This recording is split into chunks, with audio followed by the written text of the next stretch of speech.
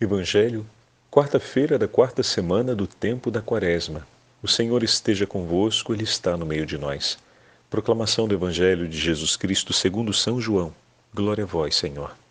Naquele tempo Jesus respondeu aos judeus: Meu Pai trabalha sempre, portanto, também eu trabalho.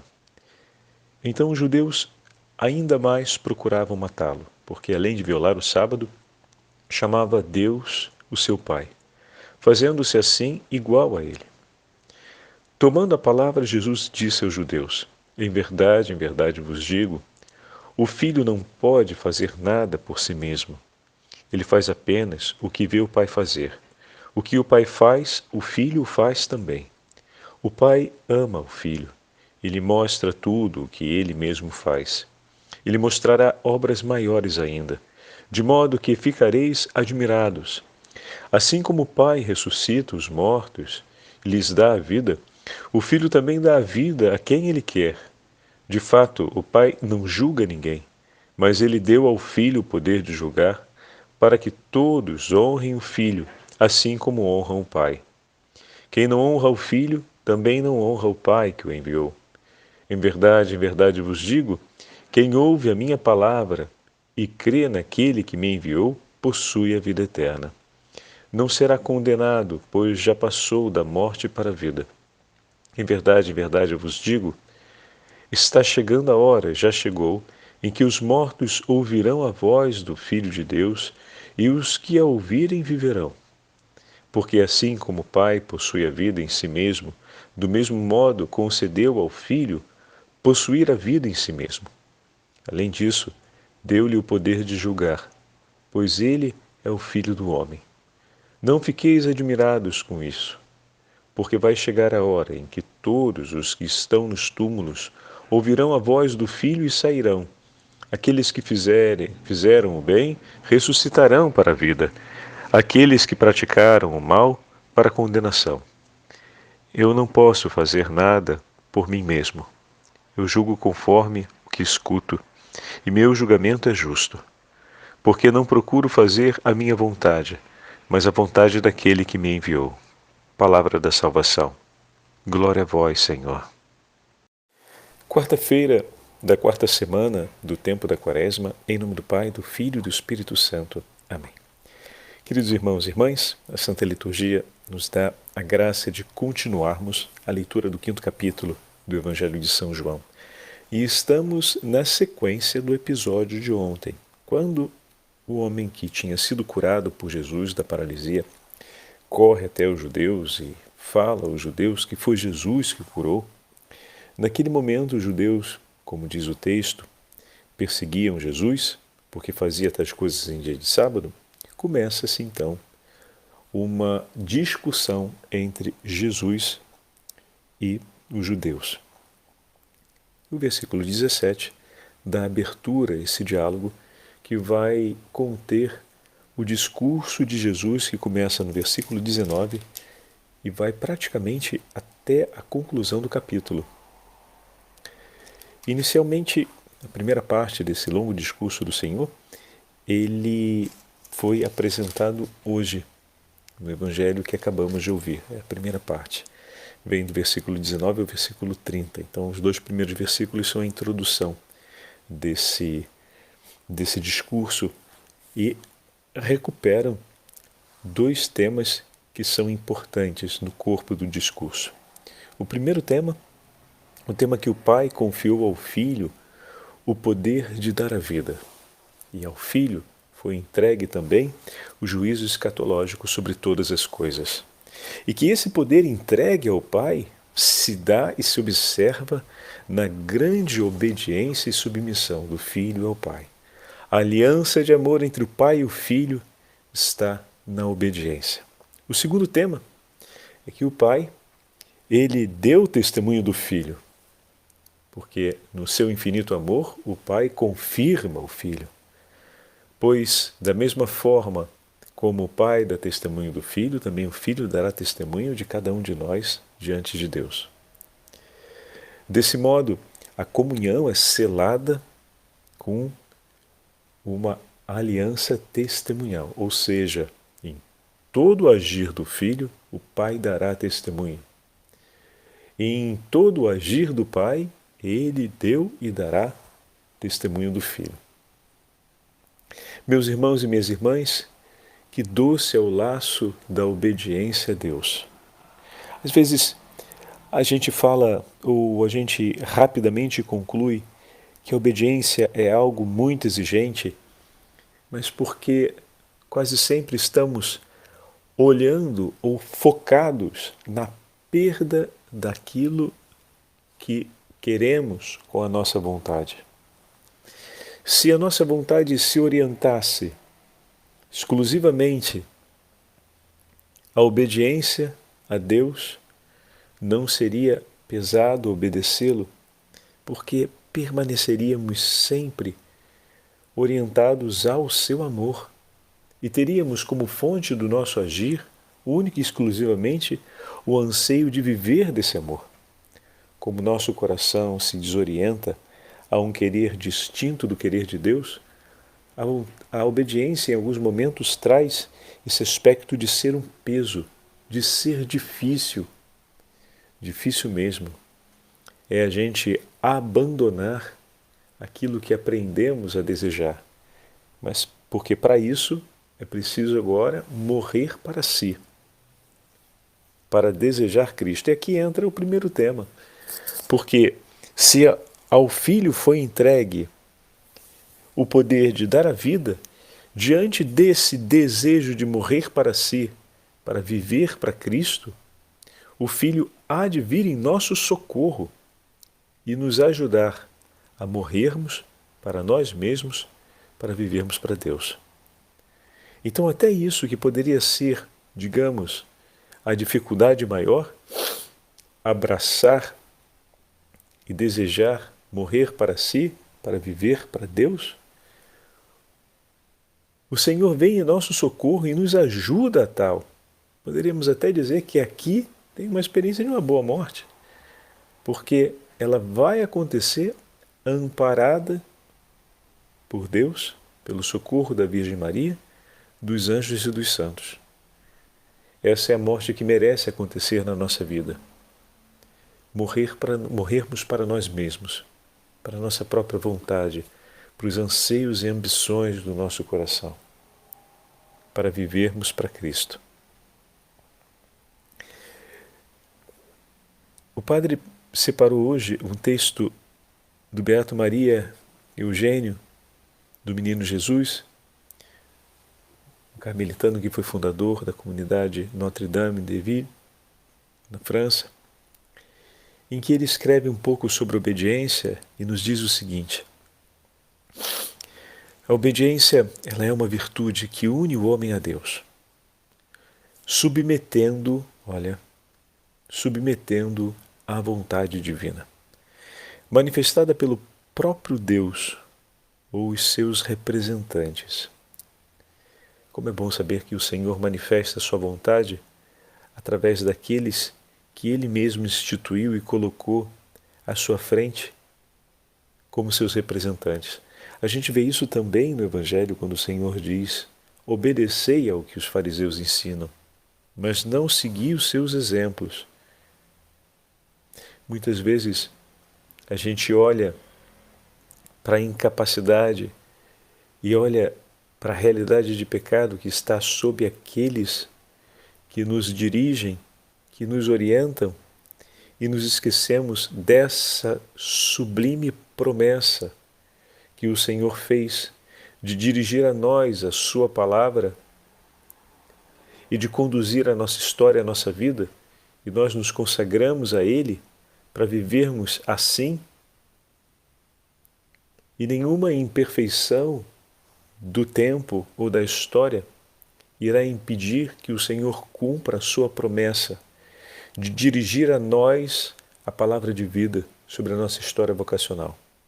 Mas a gente às vezes se impressiona e se escandaliza com as imperfeições daqueles que são os representantes de Deus, e aí, como Pedro, que caminha sobre as águas, ao rugir das ondas e do vento, se assusta e começa a afundar. Não consegue manter o olhar no Senhor e confiar na palavra do Senhor, porque se dispersou diante de todas aquelas ameaças que estavam acontecendo à sua volta. Como é importante pedirmos a ajuda dos céus para não nos dispersarmos, pois o nosso coração tem essa tendência diante do erro e da ameaça, da incerteza que está à nossa volta, de dispersarmos-nos daquela promessa que o Senhor nos fez, de conduzir sempre a nossa vida, e sempre é sempre, inclusive quando os mediadores ou os instrumentos, ou aqueles que o Senhor escolheu para serem seus representantes, não forem as melhores pessoas, não estiverem no melhor momento, não buscarem retamente o que vem dele. Em todos os momentos Ele vai cuidar da nossa vida, vai nos orientar, inclusive nessas situações, pois Ele prometeu guiar-nos. E quando Ele promete nos guiar, nos guiará em todas as circunstâncias em que estivermos dentro. Então isso é muito importante. Continuando o texto, houve quem dissesse que esta virtude, a obediência, é quase teologal.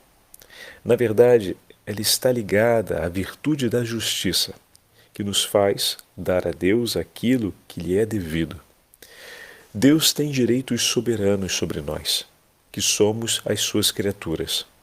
A submissão ao seu querer e a execução com todos os pormenores desse querer, da missão que ele nos confiou, são um dever a que a sua soberania absoluta nos impõe. Aliás, o plano para cuja realização ele nos ordena que trabalhemos, ele é infinitamente sábio, visando simultaneamente a glória de Deus e a nossa felicidade. Olha que fantástico! Jamais o Senhor nos dá uma obediência, jamais o Senhor nos orienta no seu plano de amor. A gente pede que se cumpra a sua vontade na oração do Pai Nosso e no nosso cotidiano. E jamais o cumprimento da vontade do Senhor deixará de corresponder simultaneamente a essas duas realidades: a glória de Deus e a felicidade última do coração do homem. Não as felicidades transitórias, pode passar pelas felicidades transitórias também, mas a felicidade última, ou seja, aquela realização do coração que está e encontra a sua paz. Ali, se destina a essas duas realidades, a glória de Deus e a nossa felicidade. Está vendo como é que falávamos no início, né? Que cumprir a vontade de Deus não era para ser uma coisa difícil, porque cumprir a vontade de Deus nos traz tudo o que precisamos. Era para ser uma alegria.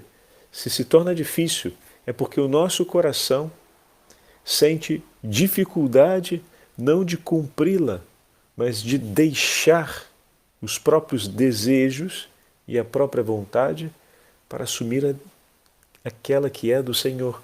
Então a dificuldade maior está em morrer para si, não em executar a vontade. Porque para cumprir a vontade do Senhor, os céus e a terra vêm em nosso socorro. Então não teria dificuldade para isso. A dificuldade é morrer para si. E aí nós vimos também que para morrer para si, o Senhor, a Ele foi entregue a vida. E se pedirmos a Ele essa graça para que vivamos, é necessário morrer para si mesmo. Que Ele nos ajude para isso. Então até essa realidade, ela é possível para cada um de nós, porque o Senhor há de nos ajudar com os santos e os anjos, com a intercessão da igreja, com os sacramentos e com todos os bens espirituais que Ele preparou para nós, a fim de que consigamos ter essa boa morte, do morrer para nós mesmos, para poder vivermos para Cristo, para poder vivermos a vida e o plano de amor que o Senhor nos propõe. Agora, talvez a dificuldade que apareça é não querer sofrer. Estão vendo a gradualidade? A gente acredita que difícil é cumprir o plano de Deus. Aí a gente descobre tudo isso que o Senhor coloca em nosso favor e o que é o cumprimento do plano de Deus e diz, caramba, então se aqui está a minha felicidade, como assim é difícil cumprir aquilo, ou aquela realidade que me assegura a minha felicidade, né? E aí a gente percebe que então a dificuldade, na verdade, não é cumprir o plano de Deus, mas a dificuldade concreta é morrer para si mesmo, é abrir mão da própria vontade, do próprio desejo. E a gente vai se dando conta que, de fato, essa experiência é uma experiência difícil, mas para ela nos foi declarada uma promessa do socorro de Deus, da assistência dos céus. A gente viu no Evangelho de hoje que a vida foi entregue a Cristo, e se pedirmos a Ele a graça de vivermos para amá-lo sobre todas as coisas, para cumprir a vontade de Deus e de morrermos para nós mesmos, assistidos por Ele, Ele vem em nosso socorro, porque Ele é o Senhor da vida. Então a gente começa a perceber que também isso não é tão difícil. E a gente se dá conta que difícil é aceitar sofrer. Difícil é suportar a perda daquilo ao qual a gente aprendeu a estimar, ou daquelas realidades sobre as quais a gente colocou uma esperança. E o Senhor nos promete de vir até Ele e de levar até Ele as suas dores, as nossas dores e o nosso sofrimento, pois Ele está pronto a cuidar de nós. Ele veio para a ovelha ferida, não só ferida pelos próprios pecados, mas para as ovelhas que provam a ferida agora, que iluminadas por Cristo, curadas pelo poder redentor de Cristo, combatem para permanecer iluminadas por Ele. Combatem para não tornarem a condição de trevas. Que se sacrificam no cotidiano para caminhar na estrada do Senhor, mesmo vendo pastagens abundantes à volta, e o Senhor que diz: andemos adiante, porque não é hora de pararmos aqui.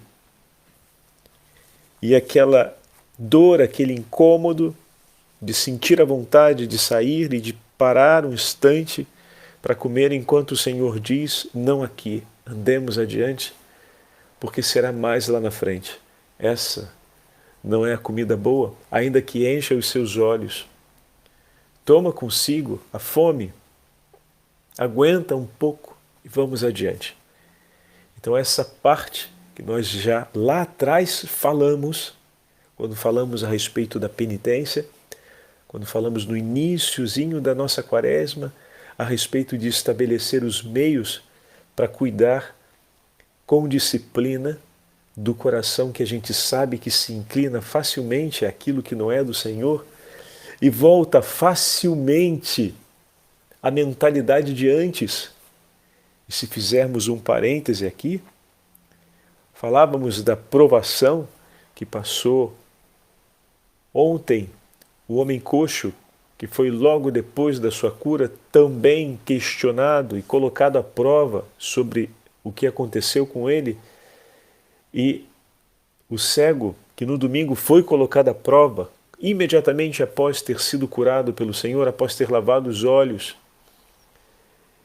E nós vemos que a provação ali começa com as vozes externas que insistem para que ele negue, se afaste ou abandone a Jesus e a vida que recebeu dele, que ele se esqueça do testemunho do amor de Jesus por ele, que ele se separe desse sinal que o Senhor realizou na vida dele e que o leva a fazer memória do amor dele. E falávamos que para que possamos crescer no amor e na fé, precisamos fazer memória do Senhor, e as provações vêm exatamente para sufocar isso. E o Senhor consente que as provações aconteçam para que a gente possa fazer memória e recordando com vigor e com força tudo aquilo que o Senhor fez por nós, o nosso coração arda de amor por Ele e a nossa fé se torne mais vigorosa. Pois bem, tem um passo a mais para a gente entender aqui hoje. Muitas das provações que a gente vai passar não são de ordem exterior, não são das vozes que vêm de fora, mas das vozes que vêm de dentro. Daquele modo de pensar que insiste em voltar na nossa mente, insiste a tentar ocupar um espaço no exercício da nossa inteligência, e vai ser diante dessa voz interior, daquele modo de olhar um problema, aquele modo de olhar uma fraqueza pessoal, aquele modo de olhar a fraqueza e a limitação do seu irmão, que você já entendeu que te leva a abandonar a caridade, a virar as costas à misericórdia, a se afastar das medidas de Jesus, que vão ser muitas vezes as vozes de provação. E vai ser diante dessa voz, que é muito sua, porque de certa forma ela foi sendo aprendida e passou a tomar lugar na sua vida com muita frequência ao longo da sua história, e não nos serve muito andar a vasculhar essa história para entender como isso aconteceu, ajuda até certa parte, mas o importante é entendendo que essas vozes não me levam à vida e à felicidade, e que a voz do meu Senhor é mais forte e nela se encontra o testemunho que merece ser memória na minha vida, será recordando isso e declarando novamente essa verdade que nós vamos combater essas vozes de provação que nascem dentro de nós, porque fazem parte também da nossa história. Não são as vozes externas contra as quais combateremos com mais veemência e constância durante a história da nossa vida, será contra as vozes internas que se levantarão. E essa, por exemplo, é uma das bases daquelas dores que nos incomodam, das quais estamos falando hoje. Mas, Padre, eu vou ter que a minha vida inteira estar confrontando essa voz dentro de mim, essas vozes dentro de mim? Depois de tempo, se alguém vem e me faz uma coisa, eu penso a mesma coisa que eu pensava antes e falo para mim, caramba, será que eu não mudei nada? Calma, alto lá. Mudou sim, mudou muito. Porque agora você percebe que essa voz não é mais a voz principal do teu coração, mas ela está tentando ocupar um espaço. Coloca ela no lugar dela, para fora de ti, porque o espaço agora é daquilo que fala o teu Senhor ao teu coração. As memórias agora que devem ocupar o seu coração e o exercício da sua inteligência são aquelas do que o Senhor fez e ensinou a ti e testemunhou por ti nesse ensinamento. A gente pode sempre escolher as memórias e ter a última palavra sobre a voz que se levanta no nosso coração. A voz do teu Senhor, pouco a pouco, está ganhando espaço. E como testemunho de amor a Ele, combate até o último da sua vida. Esse é um sofrimento que vale a pena ser vivido, porque é um sofrimento de amor. Na vida não terá a opção de não sofrer. Então escolha sofrer por aquilo que vale a pena. Escolha sofrer pelo teu Senhor. Escolha sofrer com Ele, porque nele encontraremos sempre a consolação e a vida. Nele estará a nossa paz. Nele já teremos a felicidade, porque ao escolhermos Cristo, escolhemos também a felicidade que o Senhor estabeleceu por nós. E aquela felicidade da qual nos falou o Beato Eugênio, que vem junto com a glória de Deus, ela já começa ali.